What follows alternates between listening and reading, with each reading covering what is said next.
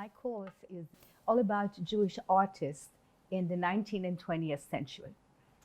When we look at the painting of Pizarro, of haystacks, and we look on a painting of Monet of haystacks, they're both impressionist artists who deal with the light and the changing movements on the objects that they are painting. Now, the Impressionists themselves called Pizarro Jewish artists. Now, can we detect something Jewish about his haystacks? Obviously, we don't really know what is Jewish art. And many definitions would try to deal with that. What is Jewish art? Is Jewish art made by Jews?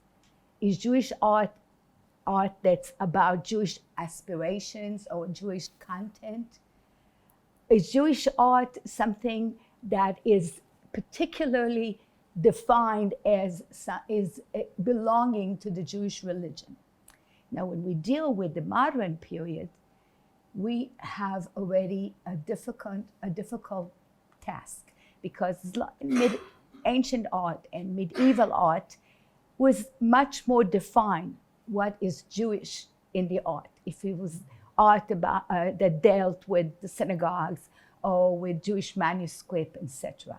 But in modern times, we have already a desire, after emancipation and the Enlightenment, a desire of the artists to express themselves. And we see it differently in different continents, in different countries. What are the things that the Jewish artists, the ones who really saw themselves as Jewish artists, want to express? We have the group of artists that came right after emancipation. These were the artists who already could be artists, recognized as artists, because in the Middle Ages, Jews were not able to join the guilds, which were Christian and could not be defined as artists or study art. And here they can go. We have Moritz Oppenheim, who is born in 1800 and is no longer in the ghetto. And he is making beautiful art. Now, he becomes an artist who wants to experience the art of his period. He goes to Naples and to Italy altogether to join the Nazarianim, the ones who do Christian art.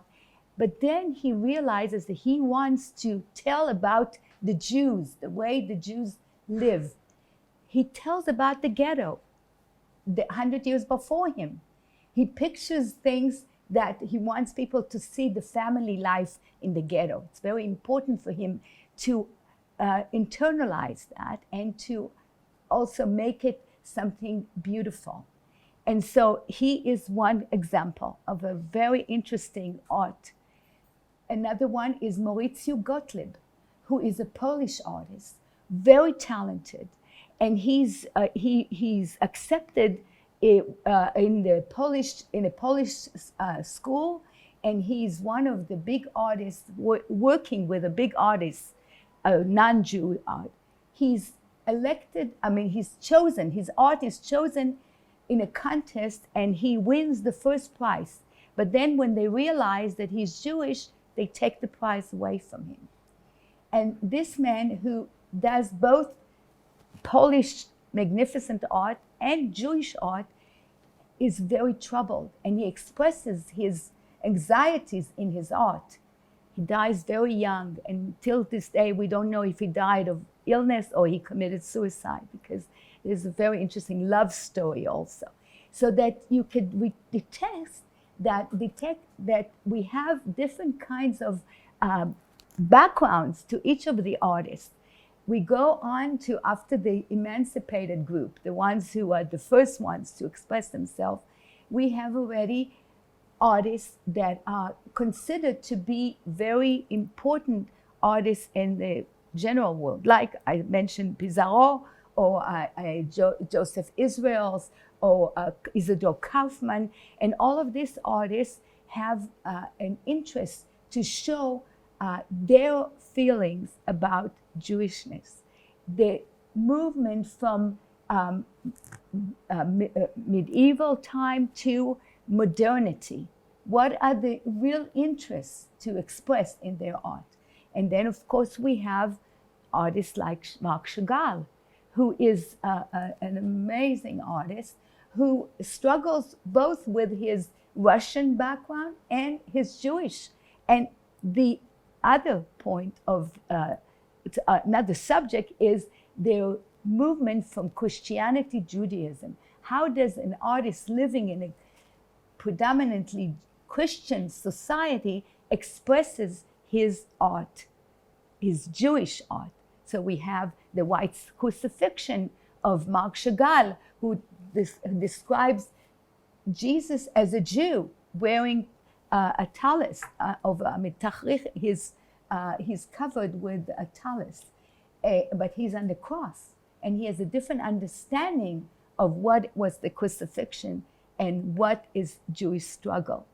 So, and then we'll touch also on some of the early Israeli artists that wanted to express the Zionistic feeling of making art in the land of Israel.